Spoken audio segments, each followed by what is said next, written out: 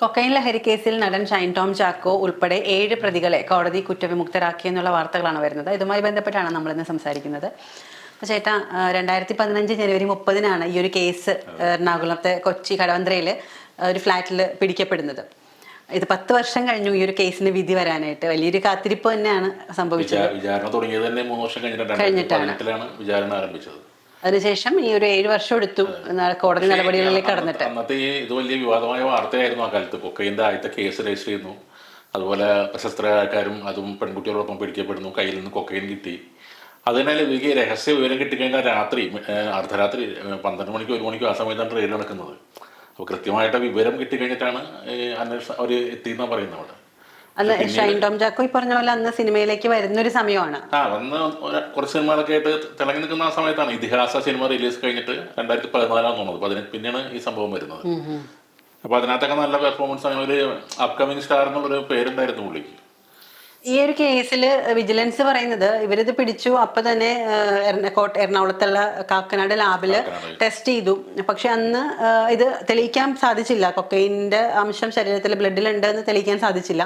അതിനുശേഷം ഇത് ഹൈദരാബാദിലും ഡൽഹിയിലും എല്ലായിടത്തും വീണ്ടും ഈ സമാന രീതിയിൽ തന്നെ ടെസ്റ്റ് ചെയ്തിട്ടുണ്ട്. പക്ഷെ അപ്പോഴും ഇത് തള്ളിപ്പോവുകയാണ് ചെയ്തത്. ഇതിന് വിജിലൻസ് പറയുന്ന ഭാഗം എന്ന് പറയുന്നത് അന്ന് ഇത്രയും ഫെസിലിറ്റീസ് ഇല്ല. ഇപ്പൊ ചേട്ടൻ പറഞ്ഞ പോലെ ആദ്യത്തെ കേസാണ്, കേട്ട് തുടങ്ങിയിട്ടുള്ളൂ ഈ ഒരു കാര്യമൊക്കെ. കൃത്യമായി പരിശോധിച്ച് ഇതിന്റെ സാന്നിധ്യം അല്ലെങ്കിൽ അംശം ഉണ്ടോന്ന് അറിയാനുള്ളൊരു പരിശോധന, ടെക്നിക്കുകൾ അന്ന് ടെക്നോളജി അന്ന് അത്രയും വികസിച്ചിട്ടുണ്ടായിരുന്നില്ല.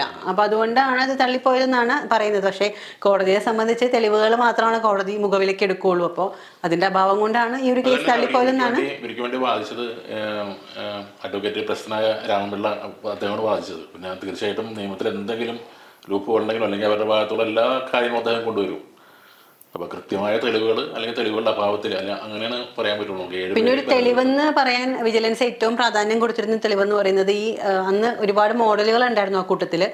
പിന്നെ വേറെ ആരൊക്കെയോ ഈ സഹസംവിധായക അങ്ങനെ കുറച്ച് പേരുണ്ടായിരുന്നു എന്നാണ് പറയുന്നത് അല്ലേ. ഗോവയിലുള്ള ഒരു വ്യക്തി ഉണ്ടായിരുന്നു, തമിഴ്നാട്ടിലുള്ള വേറെ ആളുണ്ടായിരുന്നു.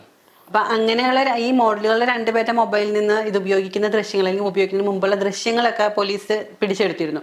അപ്പൊ ഈ ഡിജിറ്റൽ തെളിവുകളാണ്. ഡിജിറ്റൽ തെളിവ് ആയതുകൊണ്ടാവും അക്കാലത്ത് അത് സ്വീകാര്യമായിരുന്നില്ല എന്നൊന്നും കൂടുതലായിട്ട്. അതെ, അത് കോടതിക്ക് സ്വീകരിക്കാൻ. എല്ലായിടത്തും എന്ത് കേസായാലും ഡിജിറ്റൽ തെളിവ് എടുക്കുന്നുണ്ട്. അതൊരു പ്രധാനപ്പെട്ട സംഭവമാണ്. പക്ഷെ അന്നങ്ങനെ ആയിരുന്നില്ല. അതുകൊണ്ടും അത് കൊക്കൈൻ ആണെന്ന് തെളിയിക്കാൻ പോലീസിന് സാധിച്ചില്ല എന്ന് പറഞ്ഞാണ് കോടതി തള്ളിക്കളഞ്ഞിരിക്കുന്നത്. അപ്പൊ ഈ ഒരു കേസിലേക്ക് വരികയാണെങ്കിൽ ശരിക്കും 10 വർഷമാണ്, 2 മാസത്തോളം റിമാൻഡിൽ കിടന്നു. അതിനുശേഷമാണ് ഈ ഒരാള് കുറ്റവിമുക്തനാണ് എന്ന് പറയുന്നത്. പക്ഷേ ഈ ഒരു ഇത്രയും വലിയൊരു സംഭവം കേസ് ഉണ്ടായിട്ട് പോലും ഷൈൻ ടോം ചാക്കോ ഇപ്പോഴും നല്ല സ്റ്റാറായിട്ട് തന്നെ സിനിമയിൽ നിൽക്കുന്നു എന്ന് പറയുന്നത്. ഈ ചില സ്വഭാവങ്ങളും പ്രത്യേകതകളും ആദ്യം ഷൈൻ ടോം ചാക്കോ എന്ന് പറയുന്നത് നല്ല നടൻ തന്നെയാണ്. അതുകൊണ്ടാണ് അദ്ദേഹത്തിന് ചാൻസ് കിട്ടുന്നതും പുള്ളി കിട്ടുന്ന റോഡെല്ലാം ഭംഗിയാക്കുന്ന ആൾക്കാരെ അംഗീകരിക്കുന്നുണ്ട്, ഫാൻസ് ഉണ്ട്, അതെല്ലാം ശരിയാണ്.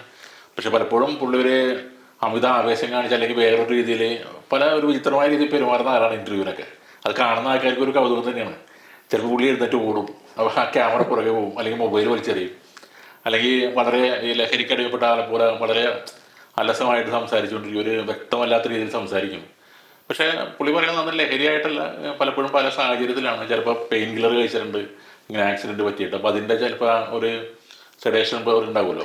പക്ഷെ ഞാൻ ഇതിന് മുൻപ് ഈ ഒരു കേസ് നടന്ന കുറച്ച് നാൾ കഴിഞ്ഞപ്പോൾ ഇതുപോലൊരു ഒരു പ്രമുഖ മാഗസീനിൽ ഒരു ഇന്റർവ്യൂ വന്നത് ഷൈൻ ടോം ചാക്കോയുടെ.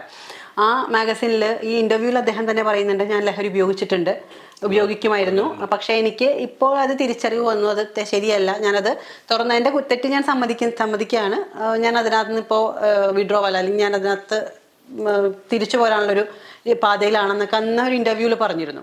അദ്ദേഹം അത് ഉപയോഗിച്ചിട്ടുണ്ട്, പക്ഷെ കൊക്കൈൻ ആണെന്നല്ല, ലഹരി ഉപയോഗിച്ചിട്ടുണ്ടെന്നാണ് പറഞ്ഞത്. ഞാൻ കേട്ടതിൽ പുള്ളി പറഞ്ഞു, ഞാൻ കഞ്ചാവ് വലിക്കുന്ന ആളാണ്, പക്ഷെ ഞാൻ വിൽക്കുന്നില്ല. ഇത് നിർമ്മിക്കുന്നതും വിൽക്കുന്നതും അതിൻ്റെ വിതരണം, അതാണ് ഏറ്റവും വലിയ കുറ്റം. അവരെയാണ് കണ്ടെത്തി നിങ്ങൾ ശിക്ഷിക്കേണ്ടത്, അല്ലാതെ ഇത് മേടിച്ച് വലിക്കുന്ന ആൾക്കാരല്ല. അതുപോലെ കുട്ടികളിലും കോളേജ് വിദ്യാർത്ഥികളിലും എത്തുന്നതിന് അതിനും പുള്ളി കുറ്റപ്പെടുത്തുന്നുണ്ടായിരുന്നു. രക്ഷിതാക്കളും കുറ്റക്കാരാണ്, അതേപോലെ ഇവിടുത്തെ അധികാരികളും. അങ്ങനെ കുട്ടികളിലേക്ക് ഈ മയക്ക് മരുന്നുകളും ലഹരികളും എത്താനുള്ള സാഹചര്യം ഉണ്ടാക്കുന്നതിൽ അവരും കുറ്റക്കാരാണ്. അപ്പോൾ അവർക്കെതിരെ കേസെടുക്കുന്നൊക്കെയാണ് പുള്ളി പറഞ്ഞത്. പക്ഷെ ബാക്കിയെല്ലാം നമുക്ക് ന്യായീകരിച്ചാലും ഇതിനെ നമുക്ക് പൂർണ്ണമായിട്ട് ന്യായീകരിക്കാൻ പറ്റില്ല. കാരണം ഇതുണ്ടാക്കുന്നു എന്ന് വെച്ചിട്ട് ഉപയോഗിക്കണമെന്ന് നിർബന്ധമില്ല. അത് ഷൈൻ ടോം പുള്ളി പറഞ്ഞാൽ വേറൊരു കാര്യം, ഇവിടെ നിരോധിച്ച സാധനങ്ങൾ ഇവിടെ കിട്ടുന്ന, ഇവിടെ അവൈലബിൾ ആയിട്ടുള്ള സാധനമാണ് ഞാൻ മേടിച്ച് ഉപയോഗിക്കുന്നതാണ് പറയുന്നത്. പക്ഷെ അത് നിയമവിരുദ്ധമാണ്.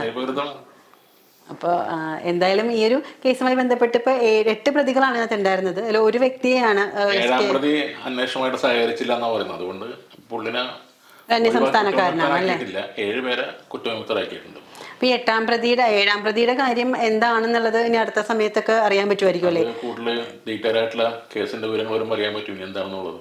ഈ കേസുമായി സഹകരിക്കാത്തൊരു വ്യക്തിക്ക് അതുമായി ബന്ധപ്പെട്ട മറ്റ് എന്തെങ്കിലും നടപടിക്രമങ്ങളൊക്കെ എടുക്കുമായിരിക്കും. ഒഴിവാക്കപ്പെടില്ലല്ലോ. കാരണം അല്ലെങ്കിൽ പോലെ ഒരു കേസിൽ നിന്ന് രക്ഷപ്പെടാനുള്ള ഏറ്റവും നല്ല ഉപാധിയല്ലേ ഞാൻ സഹകരിക്കാതിരിക്കുക എന്നുള്ളത്. അതെ അതെ. അപ്പൊ സഹകരിക്കുക അല്ലെങ്കിൽ എന്താന്നുള്ളത് കോടതി എന്നുള്ള അതിന്റെ ഉത്തരവിൽ ഉണ്ടാവും ഡീറ്റെയിൽ ആയിട്ടുള്ളത്.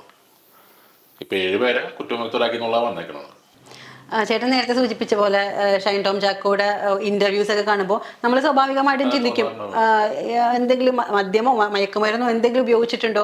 അബ്നോർമൽ ആയിട്ടല്ല പലപ്പോഴും പല ഇന്റർവ്യൂസിലും കാണുന്നത്. ചിലപ്പോൾ മാത്രം അങ്ങനെ നേരത്തെ പറഞ്ഞില്ലേ, ഒരു സിനിമയിൽ തല്ലുമാല സിനിമയിൽ അഭിനയിക്കുമ്പോൾ ഇതുപോലെ ഒരു പ്രശ്നം ഉണ്ടായിരുന്നു. അപ്പൊ നാട്ടുകാരനെ ഷൈൻ ടോം തല്ലി എന്നാണ് വാർത്ത വന്നത്. പക്ഷെ ഒരു ഫൈറ്റ് സീൻ അഭിനയിക്കായിരുന്നു. അപ്പൊ ഓഡിറ്റോറിയത്തിലായിരുന്നു കല്യാണം മണ്ഡപം വെച്ചിട്ട്. അപ്പോൾ പുറത്തെന്തോ വേസ്റ്റ് വലിച്ചെറിഞ്ഞു അങ്ങനത്തെ പേരിൽ ഒരു നാട്ടുകാരൻ വന്നിട്ട് ഈ ക്യാമറ വെച്ചിരിക്കുന്ന അവിടെ വന്ന് ലൊക്കേഷനിലേക്ക് കയറി പ്രശ്നം ഉണ്ടാക്കി. അപ്പൊ ഷൈൻ താഴെ കിടക്കുകയാണ്. പുള്ളി അവിടെ കിടന്നുകൊണ്ട് പറഞ്ഞു ചേട്ടൻ പുറത്ത് ഓടെ ആൾക്കാർ നിൽപ്പുണ്ട് അവിടെ പോയി ചോദിക്കാൻ പറഞ്ഞു. അപ്പോൾ ഈ കൂടെ ഉണ്ടായിരുന്ന ആൾക്കാർ ഷൂട്ട് എടുക്കാൻ വേണ്ടി പുള്ളിനെ പിടിച്ച് മാറ്റി അവിടെ ഈ പ്രശ്നം ഉണ്ടാക്കി ചോദിക്കാൻ വന്ന ആൾ. പക്ഷെ വാർത്ത വന്നത് ഷൂട്ടിംഗ് സൈറ്റിൽ വെച്ച് ഷൈൻ ടോം ചാക്കോ നാട്ടുകാരനെ തല്ലിയെന്നാണ്. അപ്പൊ അങ്ങനെ പല എന്ത് ചെയ്താലും മറ്റൊരു രീതിയിലാണ് അദ്ദേഹത്തെ പറ്റി പൊതുവെ വിവാദങ്ങളൊക്കെ ഉണ്ടാക്കുന്ന ആളായതുകൊണ്ടായിരിക്കും അങ്ങനത്തെ ഇത് വരുന്നത്. അതുപോലെ ഫ്ലൈറ്റിൽ കയറിയിട്ട് പുള്ളി പൈലറ്റിന്റെ കോക്പിറ്റിലേക്ക് ആ ഡോർ തുറന്ന് കയറാൻ ശ്രമിച്ച് അവർ പുള്ളിനെ ഇറക്കി വിട്ടു. അതൊക്കെ വിവാദമായാണ്. അതിനകത്ത് പുള്ളി ന്യായം പറയുന്നുണ്ട്. തലേദിവസം ഉറങ്ങിയിരുന്നില്ല. അപ്പോൾ ഫ്ലൈറ്റിൽ കിടന്നോട് ഉറങ്ങാൻ നോക്കിയിട്ട് പറ്റിയില്ല. അവർ എയർ ഹോസ്റ്റ് ആരോ ഡിസ്റ്റർബൻസ് ഉണ്ടാക്കി. അപ്പം അങ്ങനെ പെട്ടെന്ന് ആ ഉറക്കത്തിൻ്റെ മുകളിൽ വാതിലാണ് തുറന്നത്. ഈ കോക്പിറ്റിലേക്കുള്ള വാതിലാണെന്നാണ് പറയുന്നത്.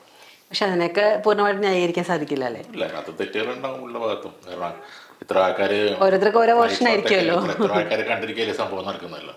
അതെ അതെ. വിവാദങ്ങൾ എപ്പോഴും ഉണ്ടാവുള്ളൂ. പലപ്പോഴും എല്ലാത്തിലും ഉള്ളതാണ് പ്രശ്നങ്ങൾ. ഈ ഒരു വിവാഹം നിശ്ചയം നടന്നു കുറച്ച് നാൾ മുൻപ്. അതും ഇതുപോലെ തന്നെ വലിയ വിവാദമായിരുന്നു. അപ്പം അതിനുശേഷം അവർ ആ ബന്ധം മുന്നോട്ട് കൊണ്ടുപോയില്ല. അപ്പം എപ്പോഴും വിവാദങ്ങളിൽ നിറഞ്ഞു നിൽക്കുന്ന നടനാണ് ഷൈൻ ടോം ചാക്കോ എന്ന് പറയുന്നത്. ഒന്നില്ലെങ്കിലും ഈ പറഞ്ഞ പോലെ എനിക്ക് തോന്നുന്നത് ഒരുപക്ഷെ ഒരു എന്താ തൻ്റെതായ ഒരു ശൈലി ഉണ്ടാക്കിയിരിക്കുന്നതിന്റെ ഭാഗമായിട്ടായിരിക്കും ചിലപ്പോൾ ഇങ്ങനെ ഓവറായിട്ട് വേറിട്ടൊരു സംസാര ശൈലിയാണ് പ്രത്യേകിച്ച് ഇന്റർവ്യൂവിൽ. ചിലപ്പോൾ സാധാരണ അങ്ങനെ ആയിരിക്കില്ല. നമ്മൾ ഇന്റർവ്യൂവിലെ പുള്ളി നമുക്ക് കാണാൻ പറ്റുന്നുള്ളൂ. സിനിമയിൽ അഭിനയിക്കുമ്പോൾ സ്ക്രിപ്റ്റാണ്. അല്ലാണ്ട് ഉള്ള ലൈവായിട്ടുള്ള ഇന്റർവ്യൂവിൽ അല്ലെങ്കിൽ റെക്കോർഡ് ഇന്റർവ്യൂവിലായാലും അത് വേറൊരു ഭാഷയാണ് ഉപയോഗിക്കുന്നത്. പുള്ളിയുടെ ശരീരഭാഷ വേറൊരു തരത്തിലാണ്. അതെ, ഞാൻ പലപ്പോഴും ഈ രാഷ്ട്രീയക്കാരുടെയൊക്കെ PR വർക്ക് ചെയ്യുന്നവര് പറഞ്ഞു കൊടുക്കുന്നു കേട്ടിട്ടുണ്ട്. ഒരു വ്യത്യസ്തമായ പ്രസംഗത്തിന്റെ ശൈലി മോഡ് പിടിക്കാൻ പറഞ്ഞു കൊടുക്കുന്നു. അപ്പൊ അതൊരു ഐഡന്റിറ്റി ആയിട്ട് അവർ ഉപയോഗിക്കുന്നതാണ്. അതുപോലെ തന്നെ തന്റെ ഒരു ഐഡന്റിറ്റി ആയിട്ട് ഒരു ഇമേജ് ക്രിയേറ്റ് ചെയ്തെടുക്കാൻ വേണ്ടി ഇപ്പൊ നമുക്കാണെങ്കിലും ഷൈൻ ടോം ചാക്കോ എന്ന് പറയുമ്പോൾ പുതിയ പിള്ളേർക്കൊക്കെ ഇന്റർവ്യൂ പേടിയായിരുന്നു. ഷൈൻ ടോം ചാക്കോ എന്താണ് തിരിച്ചു പറയാന്നുള്ളത് അറിയാൻ പറ്റില്ല. ചിലപ്പോൾ പുള്ളി വയലന്റ് ആവുമല്ലോ. തഗ്ഗുവീരൻ എന്നാണ് അവരൊക്കെ പറഞ്ഞിരുന്നത്. എന്ത് ചോദ്യം ചോദിച്ചാലും അതിന് തിരിച്ചു പറയുന്നത് എതിരായിരിക്കും. അപ്പൊ അതുകൊണ്ട് അതെല്ലാവർക്കും പേടിയുള്ള ആള് തന്നെയായിരുന്നു. പക്ഷേ ലഹരി കേസിലും ഈ പ്രമാദമായി കൊക്കൈൻ കേസിൽ പെട്ടിട്ടും ഷൈൻ ടോം ചാക്കോ മലയാള സിനിമയിൽ വെറും നിലനിന്നല്ല, നല്ല രീതിയിൽ. അത് ശരിയാണ്. ആ ഒരു സമയത്തേണ്ട ഒരു ഹൈപ്പിന്റെ ഒരുപാട് ഇരട്ടിയിലേക്ക് പോയി. അതിനുശേഷം പുള്ളിയുടെ വളർച്ച എന്ന് പറയുന്നത് വല്ലാത്തൊരു നമ്മളിപ്പോ എപ്പോഴും പ്രതീക്ഷിക്കും ആ ഒരു കേസോടുകൂടി ആളുടെ ഭാവി പോയി അങ്ങനെയൊക്കെ. പക്ഷെ ആ അഭിനയത്തിന്റെ ഒരു തികവായിരിക്കും. നല്ല നടനാണ് അദ്ദേഹം. അത് തന്നെയാണ് തിരിച്ചിത്രയും പിടിച്ചു നിൽക്കാനും ഇപ്പോഴും ഷൈൻ്റെ ഒരു സിനിമ വന്നാൽ കാണികളുണ്ട്, ഫാൻസ് ഉണ്ട് പുള്ളിക്ക് കാണാനായിട്ട്. എന്തെങ്കിലും ഒരു വെറൈറ്റി ഉണ്ടാവും അല്ലെങ്കിൽ നാച്ചുറൽ ആയിട്ടുള്ള അഭിനയം ഉണ്ടാവും എന്നുള്ളത് അറിയാവുന്നത്. ഷൈൻ തന്നെ ഈ ലഹരി സംബന്ധമായിട്ട് നേരത്തെ പറഞ്ഞില്ല, പുള്ളി ജയിലിലേക്ക് കിടന്നില്ല. 2 മാസം ജയിലിലേക്ക് കിടന്ന ആളാണ്. അപ്പോൾ അവിടെ വെച്ച് പുള്ളിക്ക് വിചാരിച്ച പോലെ പുള്ളി പറഞ്ഞാൽ ആദ്യം എനിക്ക് സുഖമായിട്ട് കിടന്ന് ഉറങ്ങാം, അതൊക്കെ ചെയ്യാൻ പോയി. പക്ഷെ അവിടെ ചെന്നപ്പോൾ കാര്യങ്ങൾ അങ്ങനെയൊന്നുമില്ല, കുറച്ച് ബുദ്ധിമുട്ടായിട്ട് തോന്നി. അങ്ങനെ അവിടെ വെച്ച് പുസ്തകം വായിക്കാൻ കിട്ടി പുള്ളിക്ക്. അങ്ങനെ വായനശീലമൊന്നും ഇല്ലാത്ത ആളാണെന്നാണ് പറയുന്നത്. അപ്പോൾ പുള്ളി കിട്ടിയ പുസ്തകത്തിൻ്റെ ഓരോ പേജും പുള്ളി ഒരു ദിവസം വായിക്കുള്ളൂ. കാരണം രാത്രി ലൈറ്റിട്ട് വായിക്കാൻ പാടില്ല, നേരത്തെ ലൈറ്റ് കിടത്തണം. അപ്പോൾ പകരം അങ്ങനെ ഇരുന്ന് വായിച്ച പുസ്തകം വായിച്ചുകൂടി പുള്ളിക്കൊരു ചില ചിന്തകൾ കാഴ്ചപ്പാട് മാറിയെന്നാണ് പറയുന്നത്. അപ്പോൾ അവിടെ നിന്ന് പുറത്തിറങ്ങിയ പുള്ളി പറഞ്ഞൊരു വാക്കാണ്, ലോകത്തിലെ ഏറ്റവും വലിയ ലഹരി എന്നുള്ളത് സ്വാതന്ത്ര്യമാണെന്നുള്ളത്. അത് ജയിലിൽ കിടന്നപ്പോഴാണ് ഷൈൻ ടോം ചാക്കോനെ ഫീൽ ചെയ്തത്. അതായത് നമ്മൾ ഉപയോഗിക്കുന്ന ലഹരിയല്ല, സ്വാതന്ത്ര്യം, അതാണ് ഏറ്റവും വലിയ ലഹരി എന്നുള്ളത്. ഈ റിമാൻഡ് കാലാവധിക്ക് ശേഷമാണ് അദ്ദേഹം ഇങ്ങനത്തെ ഒരു തീരുമാനം എടുത്തു എന്ന് ഈ പറയുന്ന മാഗസീനിലൊക്കെ ഇന്റർവ്യൂ കൊടുത്തതും എനിക്ക് ലഹരിയിൽ നിന്ന് അതൊരു മോചനം വേണം, ഞാൻ തിരിച്ചു വരുന്ന ചിലപ്പോൾ ജയിലിൽ കിടന്നപ്പോൾ ഉണ്ടായ ഒരു ചിന്തയായിരിക്കാം. അന്നേരം കാഴ്ചപ്പാട് മാറിയിട്ടുണ്ടാവും. ഈ പറഞ്ഞ പോലെ പുസ്തക വായനയും അല്ലെങ്കിൽ കൂടുതലായിട്ട് ചിന്തിക്കാൻ വേറൊന്നുമില്ല, ചിന്തിക്കാൻ സമയം കിട്ടിയാണ് നമ്മൾ ചെയ്ത കാര്യങ്ങളും എല്ലാം പുള്ളി ഒന്ന് റിവൈൻഡ് ചെയ്ത് നോക്കിയിട്ടുണ്ടാവും. അപ്പം അതിൻ്റെതായ ഇതായിട്ട് ആ കാഴ്ചപ്പാടും ധാരണയൊക്കെ ഒന്ന് മാറിയിട്ടുണ്ടാവും ലൈഫിനോടുള്ളത്.